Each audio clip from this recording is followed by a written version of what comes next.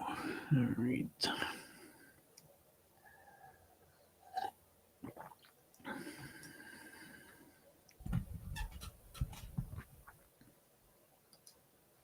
Hey everyone, welcome to today's Program Yourself Thin podcast, where we're talking about why weight loss, why willpower doesn't work for weight loss. And this is a really important thing to understand because you have probably been trying to change your weight by willpowering yourself to act differently. And what you've probably found is that you can do it for a little while and then you go back to how you always act and eat and what you always weigh.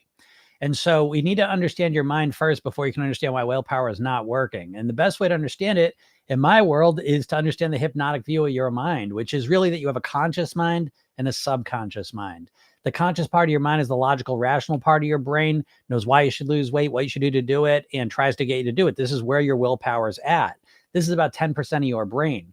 The subconscious part of your brain is the part that runs all your habitual thoughts, feelings, and behaviors, and it pretty much runs on autopilot.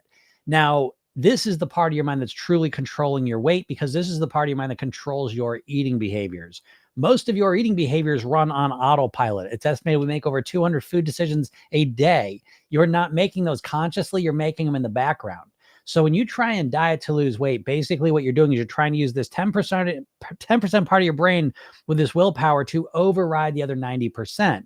And again, you can do it for a little while when you're really focused, motivated, and energized. But eventually those things fade a little bit and you go back to your automated behaviors. So willpower is really destined to be at best a short-term strategy. And that's probably what you've experienced. You can do it for a little while.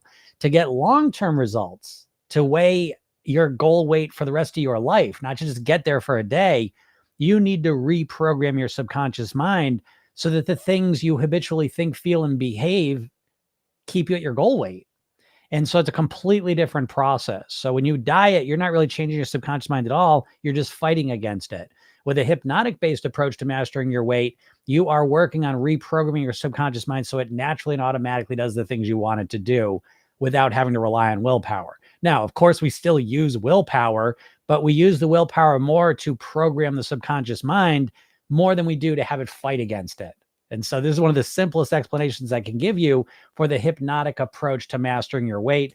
And if you've never tried it, again, you should go to my bio, go to Program Yourself Thin, get the hypnosis session I give you and test it out. See how it works for you. Experience firsthand because the dieting's not working and the willpower is not working. And so there is a better way. You're not broken. There's nothing wrong with you. You just haven't learned a better way to manage your weight. So I hope this helps you out.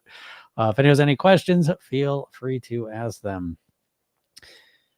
And you're looking at my screen. You ever clean a computer screen and you actually make it worse? Because that's what I did. But that's all right. We're going to power through it. Power through the smudges. All right. So everyone's have a nice day. Here we are. Oh, geez. Thursday before Memorial Day. People want to think about weight loss Thursday before Memorial Day? I don't know. You know, I am. But yeah, a lot of people not want to do it. So any questions you might have? Hypnosis these nuts. I like that. I don't get enough trolls in my lives. I will say that. I don't know if I want to tempt the trolls, and it's not a challenge. But I like being. My favorite is like when people trick me to say funny things. Anyways. But yeah, always appreciate the old troll comments. Keeps life interesting. What were we talking about with weight? What was I just even talking about? Yeah, willpower. I'm thinking about that because I'm actually working on this. My training, I'm always iterating on it, always improving on it, always evolving it. And I'm in the middle of, I'm on the tail end. I'm not in the middle anymore, but I'm on the tail end of coming out with a new upgraded version of the whole training. I'm super duper excited. Obviously, anyone in the program will get this automatically, and I will let you know. It's exciting. Thanks, Lizzie Ann. Appreciate the rose. But yeah, you know, I think to myself, you know, just like I think about weight loss as a mastery process where you stick with it long term, you keep getting better and better and better. Being a coach and explaining this stuff's the same thing, you know, and it's frustrating. You stick with it, you get better. But if you stick with things, you tend to get better at them, you know? And I think that's one of the things I find most interesting about weight loss in general and the way people approach it is they really don't leave much room for improvement or growth or evolution, right? It's kind of like, you start your day one on whatever plan you're going to do. And it's like, you're going to start the plan 100% being perfect. And you either do it or you don't do it. That's it. It's a very binary experience. But if you look at other things in your life, like if you ever have learned a sport, if you've ever learned an art, drawing, sculpture, any art, if you ever learned to dance, a martial art, literally almost anything that you actually learn, musical instrument, a language, it's not a binary thing, right? You don't start when you first do it and say, oh, either I danced proper, I didn't, I drew the picture good, or I didn't, right? You don't really think of it that way. You think of it as a process. You started doing it, and then if you want to get better at it, you would practice it. You'd get better. You'd keep coming back at it. And when it comes to weight loss, though, there's really not much of that going on, right? People pretty much just started, I know what I got to do, and I was going to force myself to do the same thing I've done 50 times, hasn't worked. That's how I lose weight. And it paints you into a corner, because when you approach it that way, and this is straight out of fixed growth mindset stuff. If you don't know about that, you oughta. If you're struggling with your weight, you really ought to learn about fixed growth mindset. It takes about 2 minutes, and it's pretty profound way to look at what's going on with you. But so, if you go to your weight loss with this fixed mindset where, okay, I know what I got to do, and I got to force myself to do it. There's no room to learn and grow. So you do it for a couple of days, and then you screw up. And instead of learning and figuring out and understanding why you screwed up and how to avoid that the next time, instead you just say, no, I was doing so good, and now I'm off track again. Well, that's it. That's it. So in other words, the only way you can succeed is if you start one day and are absolutely perfect from that moment until you reach your goal. Like, is that what you're thinking? That's how you're going to lose weight? That's the agreement you're making with yourself? Okay, we'll lose weight, but the only way we're going to do it is if we're absolutely perfect starting tomorrow on Monday until we reach our goal. No screw ups allowed. The second we screw up, we quit. We're done.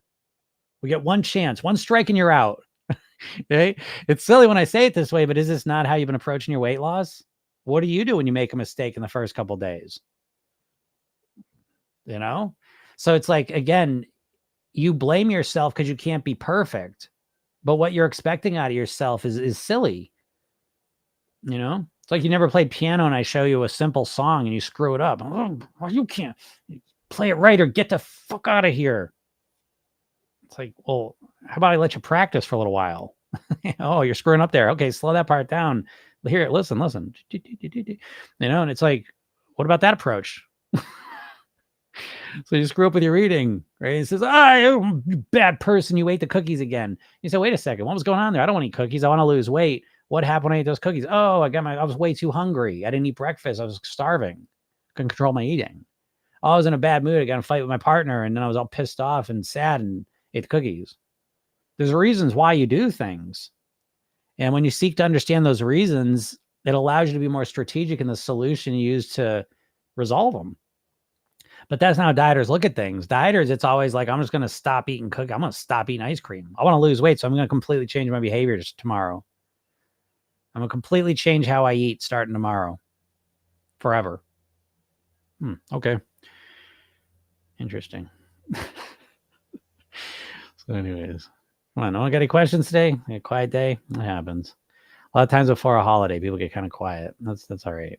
But I appreciate even listening, because a lot of people don't even want to think about weight at all when it comes to a 3-day weekend, holiday, summer coming, they get a holiday mode, get into, vacation-ish mode. But let's talk about that for a second. No one got any questions. That's cool too. Let's talk about cookouts for a second, right? Because there might be some cookouts, at least here in America. Memorial Day is kind of a big kickoff we kick off the summer sort of by barbecues, And so you may be going to a barbecue this week and you may be worried about it. Right? If you're thinking about your weight right now and concentrating on that, barbecues, social events can be terrifying. Okay. So let's talk about that. Well, how can you deal with that? So the first thing to understand is that the way you're even thinking about this barbecue or social event that's coming up this weekend, if you're listening to this before Memorial Day, the way you're thinking about it right off the bat is the first point of problem. Okay. Because the way you're thinking about this social event, this barbecue, this situation is you're probably referencing times in the past when you overate. That's why you're nervous about it, right? And so right off the bat, we want to realize our brain, like the way it's set up, we basically do what we did. So it's like we went to a barbecue and overate. Well, now we project into the next barbecue that we're going to go to. We're probably going to overeat. Okay. But that projection into the future is your imagination. And in programming yourself, then we call that programming, right? And specifically call it rehearsing. You're subconsciously rehearsing overeating, right? So if you're going to your brother's house for a barbecue this weekend, in the last 5 years you've gone there, you way overdid it on Memorial Day barbecue. Then as you think about this weekend, and even if you're worried about it, right? You've been doing really well for last month and been eating good. And now they get this barbecue. Oh shit. I got this barbecue coming up. I'm freaking out. I'm worried. I'm nervous. I'm anxious. I'm going to eat everything. Totally blow myself off course. I know a lot of you thinking that. But if you think that, what are you imagining in your mind? You're imagining yourself overeating, right? So right off the bat, you're kind of you're rehearsing. You're literally rehearsing. You're programming yourself to walk into that situation and do the exact same thing. Now you might be saying, I don't want to overeat. I don't want to overeat like I did the last 5 years. I don't want to eat 3 hamburgers. I don't want to eat a pound of potato chips. I don't want to eat all that potato salad. I don't want to drink 5 beers. And you say, okay, I'm telling myself what I don't want to do. But oh shit, you just screwed yourself, because your subconscious mind doesn't know the difference between vivid imagination and reality. And it does not understand negatives. So if I tell you not to think about a banana, what you thinking about? A banana. So if you tell yourself, okay, I don't want to overeat the burgers. I don't want to eat so much potato salad. What are you imagining yourself doing? Overeating burgers and the potato salad. So you're literally programming yourself, rehearsing to walk in that scenario and do the exact same thing again. Whether you imagine yourself doing it or saying, I don't want to do it, it's the same thing to your subconscious mind. So what's the alternative? Well, this is where things get interesting, is that we start to imagine ourselves being the person we want to be in that scenario. We upgrade how we think of ourselves in that same scenario. So we keep the barbecue the same burgers, same potato salad, same beers, everything's the same there, but we're going to imagine ourselves as a different version of ourselves in that scenario. And for simple sake here, now again, as you go through the program, you figure out more kind of clearly who your ideal best self is. But let's just say in general, if you're more calm and motivated, you're going to do better, right? If nothing else changes, right? The barbecue, everything's exactly the same as it's been the last 5 years you've overeaten. The only difference here is this year you walk in, you're calm, you're relaxed, you're not starving, right? So you're relatively satisfied hunger-wise. You're motivated, you're clear on your goals, you're really excited to get control of your eating and to live in the body you want to live in. You can't wait to go to this barbecue and enjoy yourself and connect with people and have fun and eat moderately so you can leave there feeling amazing about yourself, stay on track with your weight loss goals and your health goals. So what would happen if you walked in that way? Do you think you'd act any different? Do you ever imagine going in that situation feeling that way though? Probably not, right? So again, what you're doing is you're doing the freak out, thinking about, you're worrying, you're freaking out about what's going to happen. And that is literally leading you right down the path to overeating, do the exact same shit over again. So this is just one small example of how to program yourself, right? It's a completely different approach where we're not just assuming we're going to be obsessed with the food and eat everything in sight and get out of control. We're going to say, who do I want to be? Y'all aren't asking this question enough.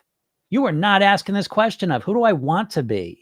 You're obsessed with the question, why can't I be who the fuck, what's wrong with me? What is wrong with me? Why can't I stop overeating? Why can't I be in control? Why am I always stressed out? You're always focusing on the problem. And that's why you're getting more and more and more of it.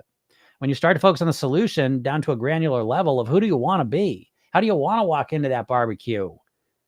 Stop walking in there scared, right? Because like, think about it, right? People are like, oh, I'm scared. I'm nervous. I'm freaking out. I'm worried about this thing. So you walk in there all scared, nervous, worried, freaking out. What the fuck? You're a powerful human being. Walk in there like you own the place. Okay? Use strategies. You can't walk in there starving. That ain't a calm state anyways, though. To be truly calm, you're satisfied hunger-wise. You walk into this place, you're hydrated, you're rested, you're clear-headed, you're focused on your goals, you feel empowered, you walk in with your shoulders back, breathing deep, head high. You're in control of the food. How do you want to feel when you leave the party? How do you want to eat at this party? Who do you want to be? So the more you think of yourself this way, you know what I mean? It's a different process, right? It's literally just completely different. So I wanted to use that as an example of what the hell I'm talking about. Yeah, Jody's in the program said, looking forward to the holiday, no anxiety around eating. None. Yeah, none. I got none either. The holidays come and I sometimes overdo it too still. That still happens. I can bounce back quick though. And that's the main thing we learn in the program. But most of the time I'm going to situations, I'm moderate, I eat a little more than I normally would. I'm not going crazy. I don't want to go crazy. I don't. And I program myself not to. So I don't, so it's about that. Anyways, Sandra says, I'm driving and listening, but thank you. Yes, that's fine then. You don't ask questions if you're driving, but you can listen. Lizzie Ann says, you're making so much sense. Thank you. I like to think that I make a lot of sense. Amelia says, how do I stop binge eating? First step is to understand why you're binge eating. So what's going on with the binge eating? When's it happening? There's a pattern to it. You're not just spontaneously, randomly binge eating. There's a very specific recipe happening. There might be a couple of them, okay? But your binge eating runs in patterns. It just doesn't spontaneously occur. I mean, maybe once in a while, but most of the binge eating is running on a pattern. And it's being triggered because you're over restricting and you're too hungry and you can't control your eating. You're getting too emotional or something emotional is really eating at you and you don't know how to deal with it and use the food or the binge shame cycle to avoid dealing with the emotional thing. And or it's just kind of a habit. You know what I mean? Like, oh, Friday night, I get done with the week and now I'm a binge, so, and it could be a combination of those three. So the first step is really understanding it, what's going on with it. And the next step is then using that information to come up with a customized strategic solution to resolve it. So I hope that makes sense. Simone K says, I've been eating clean for 2 weeks, still haven't lost any inches. Why? Well, congratulations on eating clean for 2 weeks. Nice job. But at the same time, 2 weeks doesn't mean shit.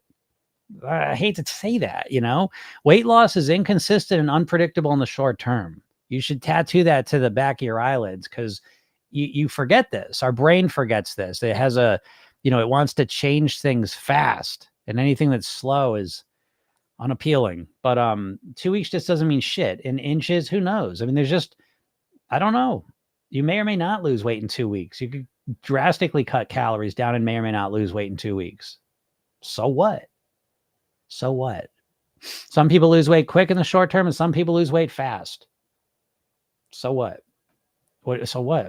So what? What are you going to do? You're going to say, let's take the quiet part and say it out loud that you're saying, if I can't lose weight quickly, then fuck it, I'm not going to lose weight at all. That's the deal. We either lose weight fast or we're not losing it at all. You got it? You got it, body? You got it, mind? Lose that weight faster. It's done. You get 2 weeks. I'm joking with you, Samantha, in a way, but I'm not in another way. It's kind of how, let's be honest, that's what we're saying to ourselves deep down. We got to be careful of that, obviously. So I don't know why. I don't know why you've been eating clean. There's a question of how clean you're actually eating, obviously, but 2 weeks just isn't even enough, really, to even know. And I don't know how much you're weighing yourself. Thanks for that. So there's a lot more details I'd want to know too. Eating clean in of itself doesn't necessarily mean you lose weight. You could eat clean and eat the same amount of calories and you won't lose weight. There's more details that need to be known for me to actually help you, but start asking those details. Start looking at it more deeply than just saying, oh, I've been eating clean. I haven't lost any weight in 2 weeks. We need more details in that. Gail said, I need to do this before going to my social events. I've started to do this and my overeating is less since starting the program. Yeah, of course, Gail, right? And Gail's a smartie. So it's like, once she learns this, because again, Gail's a good example of someone who has been obsessed with their eating and their weight for a long time, but obsessed in the way that's ineffective. I'm not going to say it's ineffective. It's relatively effective, but you never quite get there because really what's going on is you're always programming yourself. You're rehearsing in your mind the exact thing you don't want to do. People do this all the time. You do this when you go to restaurants. You do this when you're going to have certain meals. You do this when you go to social occasions a lot. When you're going into a situation where you've overeaten in the past, a lot of times you're anticipating and rehearsing in your mind subconsciously overeating again. And so what we want to do, the first step is saying, no, fuck that. I overate last time. I don't want to do that this time. I want to go in there. You see, like the first one is, I don't want to overeat. I got to stop eating the nuts. I got to stop drinking the beers. I got to stop eating the cheese and the crackers. Oh shit, it's everywhere. It's right. That brings you right down a path to do the exact same thing. But when we start, who do I want to be? I want to go in there in control. I want to be in control of things. I'm going to go in there comfortable. I'll have a snack. I'll have a little bit of that. And then I'll move on. That's what I want to do. And that's what I'm going to work on. And I may get it right the first time and I may not, but that's the goal I want to make. You see, your weight goals are really an accumulation of smaller goals. And so it's different for each person. But if you're a person who socializes a lot, well, or goes out to restaurants a lot, or does sales and has to take clients out, then one of your challenges is you got to figure out how to eat out socially in a moderated way. So that's a sub goal of your bigger goal. So you got to break down your weight loss goal into smaller goals and focus on those strategically. None of you fucking do that if you're dieting. Dieting is a giant whack at the pinata. It's like you're trying to change everything absolutely all at once to be perfect. And the second you make a mistake, well, it was good while it lasted. Those 3 days were great. No, they weren't. They didn't mean shit. No, you're not getting any results from those 3 days. So, again, it's about how we're using our mind. So important. So important. Joan says you're rose. So right. Thank you, Joan. Appreciate that. Awareness of one habit leads to awareness of another and another. Absolutely, Joan. Yeah, Joan gets that for sure. That's exactly the process. And no one wants to do that because they just want fast results. But if you break this down strategically, weight mastery, I always say this, weight mastery, ironically, is a lot easier than weight loss, because weight loss, you're trying to change everything all at once to lose weight as quickly as you possibly can. It's the most intense, overwhelming way to do it, which is why you can't keep it up for very long. Weight mastery is done strategically. And strategically, the first thing we want to do is make this a comfortable process that we can stick with. That's the first thing. Consistency. That's why in Program Yourself Thin, one thing that you get in the program is 8 weeks of daily hypnosis sessions. They're 5 minutes long. So you start your morning with a 5-minute hypnosis session, calming yourself down, relaxing, connecting to your body, hearing positive stuff going in your head. So you start to think differently throughout the day. You feel different going into your day. That alone changes your behavior. And each day it's a different thing. So you're getting something new. But I make it really simple because I want you to be able to do something consistently for a while that's relatively easy. What the fuck are you trying to do on your first day? Completely change your eating? And that's just the first day. How do you feel 5 days into a keto plan, 5 days into your Weight Watchers plan, 5 days into tracking calories, 5 days into intermittent fasting? How do you feel? Calm and relaxed and fired up and motivated and excited, or depressed and frustrated and annoyed and pissed off and feeling like, a victim and pitied and all the rest of it? Do you think that's going to impact your results? I do. Trina says it's a challenge to not graze on junk food all day because they taste so good. Yeah, having structured meal times and healthy alternative helps, but it's still difficult to not overeat, binge on junk food. Yeah, Trevina, absolutely. But great job structuring things. It does make it easier. The junk food is very addictive. It's literally designed to be addictive. I mean, when you interface with addictive things, I'm not saying don't interface with addictive things. I'm really a person, I am a gray thinker. I'm a person who had trouble with alcohol at one point. I didn't identify as an alcoholic. I didn't want to stop drinking completely. I wanted to be able to moderate it. Now, I know some people can't do that. I understand that. But some people can. I was one of them. And so I'm more of a moderation person, which really leads me to my whole philosophy on weight, because most substance abuse solutions are built around abstinence. And I think when you try and do that with food, you're setting yourself up for failure because you have to eat. So when you make your plan, I can never eat sugar again. I can never eat carbs again. I can never eat, more than 8 hours a day. When you set these rigid rules for yourself, you set yourself up for failure because you have to eat every day for the rest of your life, multiple times a day. And so there needs to be some gray thinking. I think this is very important. And so I like to think about moderation. Now, when you approach an addictive substance and you say, okay, I want to have this in my life, but I want to moderate it. That's a challenge for sure. But it's a challenge a lot of people can win. So junk food, for example, you've got to compress when you're eating it. I think the more you start eating junk food, the more frequently you eat junk food, never mind even the quantity, but the more frequently you start consuming junk food, the more you're going to start thinking and craving it. The less frequent you consume junk food. So you can still eat it, but you need to compress when you're consuming it to manage the cravings. Most people anyways.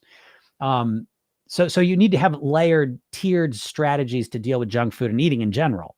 And again, imagine that. Imagine you don't even have one strategy to lose weight. Your entire weight loss, if you're a dieter, your entire weight loss approach is built around one tactic at a time, right? Everything you've done is a tactic at a time. I'm going to cut out carbs. I'm going to not eat for 16 hours. I'm going to eat 1,200 calories a day. I'm going to track every calorie. I'm going to count my points. I'm going to eat no more fat. It's just like, you know what I mean? Like it's one tactic at a time. You need a comprehensive, holistic strategy that has multiple facets to it. Oh, Jim, you're breaking my bread. It's too confusing. Too confusing? Isn't this worth taking a little time and energy to figure out? And you probably don't think so, because once again, it always ends back there again that you, most people aren't really motivated to lose weight anyways. But that's another story I won't go into for now. Lizzie-Ann, I am celebrating by swimming. Super duper. Great job. Heather says, when I overeat, I tell myself I don't care, but 5 minutes later, I know I do care. How to focus on those consequences from the start. Yeah, Heather, that's just reinforcement. That's just training yourself, you know? Yeah, that's what I mean. Like, it's training yourself.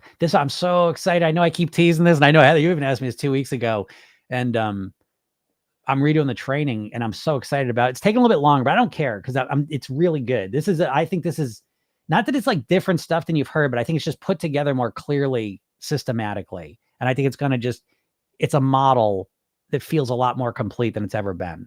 But back to this point, that really what you have to do is you have to train yourself to some degree. That's how you influence your subconscious mind. So hypnosis is all about how to influence your subconscious mind. Your subconscious mind's in charge of the show, right? What your weight is controlled subconsciously. Ultimately, yes, you can override your subconscious mind with willpower for a little while. You always end up reverting back to your subconscious programming. And so most of us, our entire lives, there's 3 phases of eating. This is one example of how to train yourself. And I was just talking about this in the training that I was working on. There's 3 phases of eating that lead to your eating behaviors. There's anticipation, consumption, consequence.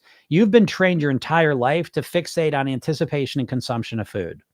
You, me, and our entire lives, we've been bombarded to the tune of 1,000 to 5,000 advertisements every single day, focusing you on the anticipation and consumption of food.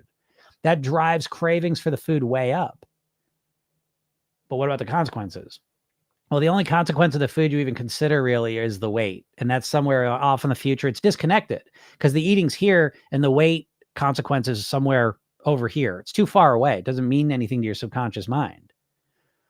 So we need to move that consequence way closer. And I always use this story. If I magically, every time you made a bad food choice that was going to sabotage your weight loss goals, if every time you finished that behavior, I popped out of nowhere and whacked your thumb with a hammer every time, it wouldn't take long for you to associate that food with the hammer whack and say, no, thank you. You know what I mean? How many times would it take? How many times would it have to take for me to whack your thumb with a hammer after you did the eating behavior you didn't want to do? How many times would I have to do that for you next time you thought about the bad behavior to say, yeah, I don't know. Jim keeps popping out, hit my hand. I'm going to skip Twix. I don't want the ice cream. You know what? I don't want it. How long? Well, obviously if I'm hitting your thumb, it wouldn't take long. And so we don't have that level of instant pain to do it. So what we have to do is condition ourselves, train ourselves. And the consequences we're really focusing on are not so much the physical ones, honestly. What they really are the mental and emotional ones. And so as you start to focus on, after you finish the ice cream, the cookies, the pizza, whatever the bullshit is, if you focus on how you feel mentally and emotionally, what are you saying in your head? How do you think about yourself? What do you say to yourself? It's usually really mean. How do you feel emotionally? Do you feel excited, happy, motivated, inspired? Or do you feel frustrated, depressed, annoyed, stuck? And then physical. But the physical stuff's the weakest because you're conditioned to feeling like shit. But the mental and emotional one are the mental and emotional pain that you feel as you start to pay attention to that, that's about as close as you can get to me whacking your thumb with a hammer. Because that pain's intense when you really key into it. It's dark. It's dark. And you don't realize it because you have been hypnotized to literally focus almost exclusively when it comes to food on the anticipation and the consumption. They're looking forward to it and then getting the first couple bites in the out. And then you go into a trance where you don't even notice the consequences. But once you start paying attention, because those consequences are real. And when you start thinking to yourself, as soon as you finish that ice cream, how you feel, what are you saying to yourself? What do you think you're saying to yourself, by the way? You don't even know. So once you start paying attention, you realize how dark it is. Ugh. So yeah, but you still got to train yourself to it too. Crystal says, I'm down 24 pounds because of you. Focus on what we want. Yay. All right. Nice job. A little screenshot of that. Great job, Crystal. Proud of you. Simon K, I've been eating clean for 2 weeks. Oh, just talk about that one. My binging sets in late at night, Lizzie Ann says. I've had sleep issues for years. Yeah, there is all sorts of different factors that are affecting your food choices and your weight. And sleep's a big one. I'd say number one. So trying to really focus on that is actually going to help you with your weight and make you feel a lot better. But yeah, the binging setting in late at night, that's a great sign. Can you go to bed earlier? I don't like to give half-assed suggestions because I like to know more about the details of what's going on and then strategically figure out a solution. But focusing on the sleep first might be the right call, Lizzie. What's up, Erica? Why is I'm already doing everything that she was planning on recommending? Nice job. I think the first half of my message disappeared. Yeah, I think it did too, Erica. I think I missed some comments in the beginning. I think something was weird there. Hey, look at Dawn, ready for my wild plan 3 pleasure days this weekend. That's what I mean, and enjoy the shit out of them. Astrid's feel good about my salad and asparagus. I bet Astrid asparagus too. Astrid, so proud of you. That's such a big deal. Such a big deal. I was thinking about you last night, Astrid. I'm really proud of you with that. Any help for diagnosed insulin resistance? Yeah, I mean, my suggestions are the same for everyone because whether you're diabetic or whether you're pre-diabetic or whether you're not diabetic and don't want to be, it's the same solution. It's eating more whole natural foods. It's that simple. The cause of type 2 diabetes primarily is sugar and refined carbs. Basically, it's things that spike our blood sugar levels, and those are the two big culprits. Processed foods, things that spike our blood sugar really quickly. Processed foods do this because they're almost pre-digested. So we absorb them quickly and it spikes our blood sugar and flour, and, refined carbs do that as well. So the more whole natural food you eat, the better. The cleaner your lifestyle is, the better for type 2 diabetics, insulin resistant, and anyone in between. I love you popped up and slashed with a hammer by eating bad food. Yeah. That was a funny one. I do that. That's a hypnotic thing, but she also tried to recommend Noom and Weight Watchers, and I told her absolutely not. Yeah, I don't blame you. I give Noom as I have some people will use it as like a tracker, but there's better trackers anyways. Noom's a clown show. It's fine. I mean, hey, I give them, at least they're trying to do something a little different, a little mindset based. So I'm not knocking it completely, but it's I don't know. Yeah, Gail says, who do I want to be and how do I want to feel? Yeah, exactly. Can you talk about your Thrive program? Yeah, Thrive program. And for Gail, there's two levels. There's 2 levels of it. But the Thrive program for people that are in the program already, Thrive's kicking off. Not this Monday, coming up with the Monday after is going to be the first live call. And so with the Thrive program, again, there's 2 levels of it. One includes group coaching. So Gail, you'll have an option for that. You'll start getting all the messages and emails for this.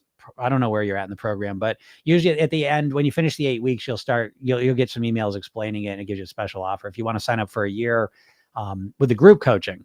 But there's also going to be one without group coaching, and that includes like a live call every Monday at 3 p.m. Eastern, where I'm going to teach us a different lesson on just different stuff. I read books every week, so it'll be fun teaching. I haven't taught these lessons in a year or two.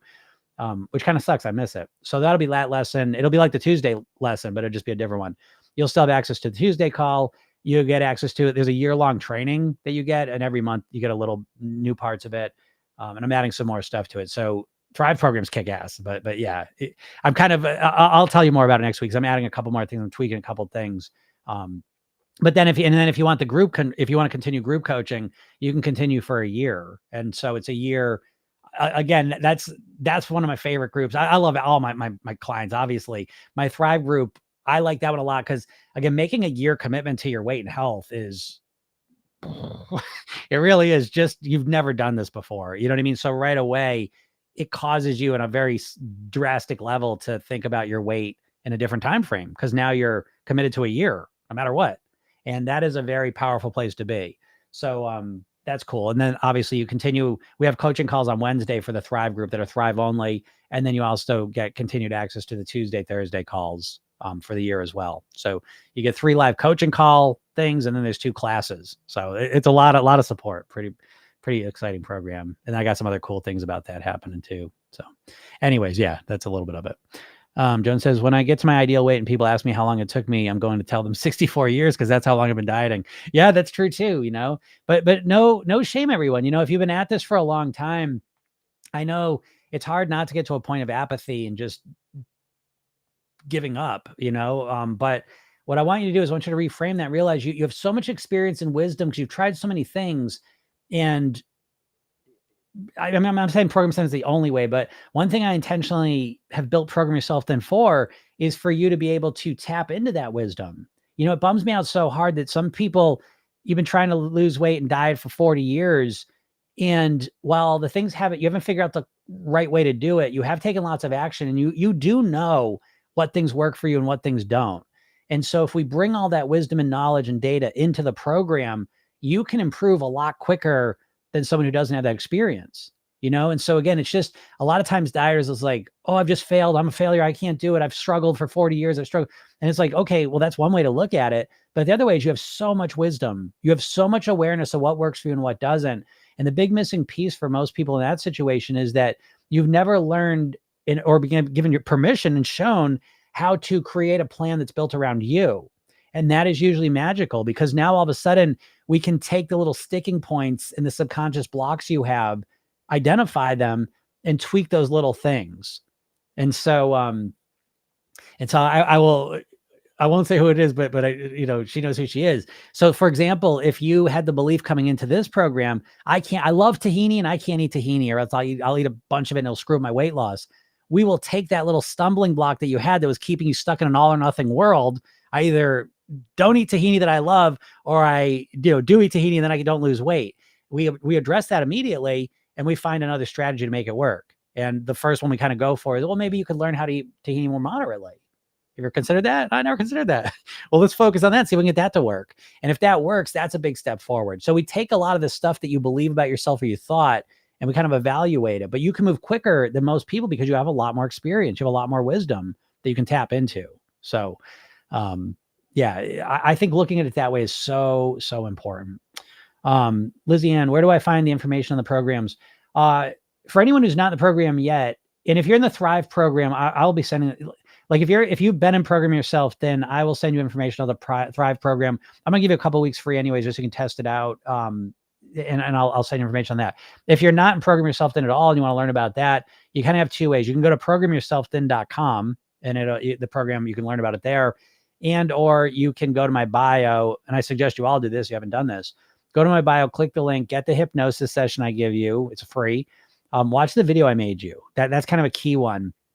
And check that out. And then if you watch that video, it's like 20 minutes, but then I talk about the program there as well, in a little bit of detail. So those are kind of two ways. Or then you can message me as well if you want some information on it. All right, I'm going to get out of here. I got a sofa coming today. I'm excited. Got a new sofa coming. Hopefully it's the right one, but I think they're close. So I'm going to pop off of here and let them deliver that. So, all right, everyone, thank you so much. I appreciate it. If you are not in my world, again, go to my bio, click the link, get the hypnosis session, watch the video I give you, read the emails I send you every day, and check out the free things I send you consistently. If you like this is a podcast. Every day we do a podcast Monday through Friday called Program Yourself Then. It's on all the major platforms. Go check it out. Listen to it. If you like it, leave a review. And if you're really serious, go check out programyourselfthen.com and get started in the program. So all right, everyone, have a super duper day, and we'll talk soon. Bye.